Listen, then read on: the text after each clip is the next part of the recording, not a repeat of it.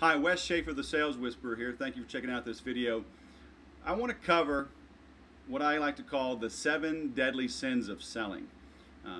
These apply to both rookie salespeople as well as veteran salespeople.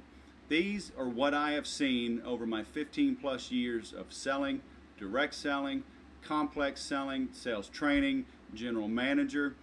These are the things I've seen happen over and over again across all technologies, all verticals, okay? High tech, retail, financial services, recruiting. These are the mistakes, the deadly sins of selling that I see people make, and you've got to fix these if you are going to make money in the profession of selling. And selling really is that. It is a profession. And until you treat it like that, you're going to be just part of the mediocre majority. So here on this video series, I'm going to cover each of them separately, but you can always go to my website, thesaleswhisperer.com, and download this report, 7 Deadly Sins of Selling. But jumping right into deadly sin number 1, it's what I like to call Annie Oakley-itis. If you remember Annie Oakley, she was a great trick shot artist. She was famous for shooting from the hip. And I cannot tell you how many salespeople I see that's all they do. And you know what? I was guilty as well. Salespeople are typically the outgoing, gregarious type. We like flashy, shiny things. We suffer from ADD. We're constantly chasing the next thing. Pretty flies and butterflies and shiny objects, we're off. But in today's economy, in today's marketplace, you no longer can afford to shoot from the hip, because you know what? People today aren't just buying. Okay? Leading up to even the early mid-2008, people were stupid with their money and they were just buying. Now we're seeing who can sell. And you cannot succeed in today's economy or tomorrow's economy by just shooting from the hip.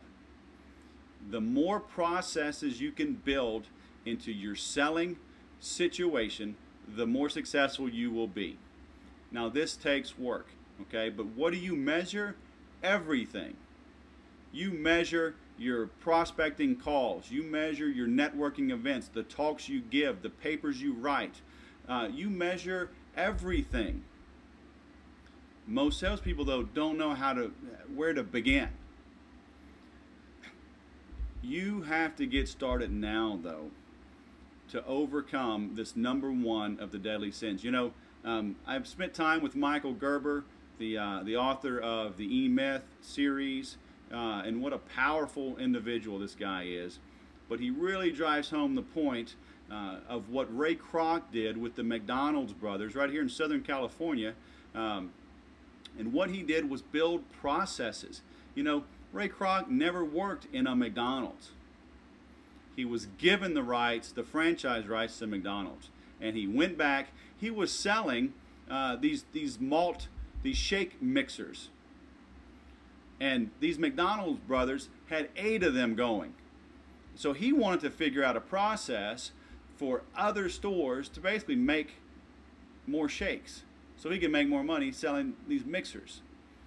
And then what he created was a system, a process that could be repeated by pimply-faced kids with a 300% annual turnover and still make money. So what kind of processes do you have in your sales environment today that make you money whether you get out of bed or not? What are you doing to get your name out in the marketplace? What are you doing to make your prospects call you? Already educated, already qualified, ready to order. And if you don't think this can happen, then you need to expand your horizons. Today is Friday. Every Wednesday I send out what I call the Weekly Whisper. It's my electronic email newsletter. And I kid you not, I send it out usually between 8 and 9 in the morning on Wednesday mornings. And by 9:30, 10 o'clock this past Wednesday, a prospect called me and said, I love your newsletters. I hate what I'm doing. I'm enrolling in your inner circle. So this will work. It takes some work to create the processes, but I'll help you do it. If you go to www.thesaleswhisperer.com, you can get the 7 deadly sins of selling right now. If you like this, if you like what I'm covering here, please comment on this. Pass it on. Okay? Please do so. And also look up on the corner there. If you like the series that I'm presenting, please click on subscribe and pass it on to other salespeople, business owners, entrepreneurs that you know that are struggling and need help bringing some systems and some peace and calm to their chaos.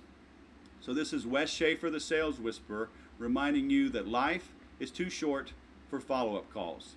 Good selling.